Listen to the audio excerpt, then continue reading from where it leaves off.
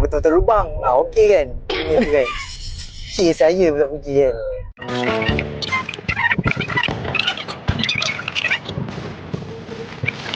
Tadi akak keluar simpang tadi, macam mana akak punya macam handling dia? Okey je. Radius handling dia tu kan.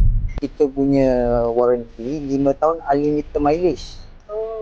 Kereta abang akak pusing satu dunia. Function auto hold tu bagi akak macam mana?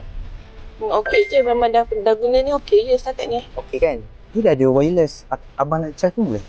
Tu? So. Tak? Bawa masuk. Alright. Guna Bagus. Kalau dari segi dia punya handling dia macam mana kak? Okey. Okey.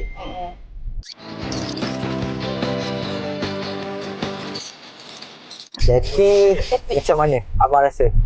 Kena pusing lagi sekali jalan tu. Jalan lubang-lubang tu. Untuk rasa dia punya Itu susah dah. Masa tu. macam tak perasan tu. Lagi sekali. Sudah. Orang-orang macam tak apa-apa. Padahal saya lalu jalan lubang. Kabin tadi, kabin abang rasa sekarang macam mana? Bin Dalam lah. nama okey. Okey. Tapi memang okey lah. Kita memang okey. Belakang. Jadi belakang selalunya budak-budak lah duduk belakang. Tapi abang rasa macam mana? Rasa Abang rasa macam mana? Sempit ke? Luas ke? Luas kan? Okey, ni saya lalu lubang ni. Ni betul-betul lubang dalam tu tadi saya lalu.